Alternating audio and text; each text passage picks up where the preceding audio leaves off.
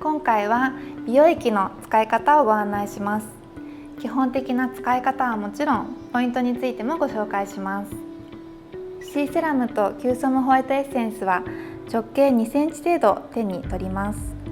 両手になじませたら、お顔の中心から外側に向かって薄く伸ばします。小鼻の際から耳の前、額からこめかみ、フェイスラインから耳の下、首を包んで鎖骨に伸ばしていきます。その後、目の周りやお鼻の周り、口の周りは指先の腹を使って丁寧につけていきましょう。この後、手で優しくお顔全体を覆うようにしてハンドプレスします。手に余った美容液は手の甲や肘につけましょう。シーセラムは製品の特徴として顔に伸ばした時にほんのり温かみを感じることがあります。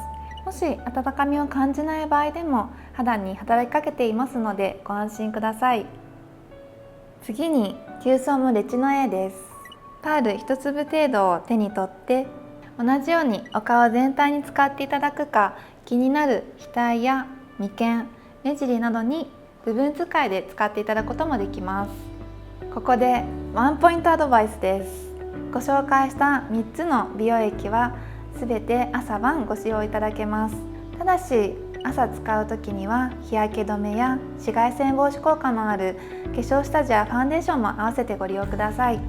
1日2回使っていただくと有効成分の働きかけもその分長くなりますので、ぜひ朝晩ご使用ください。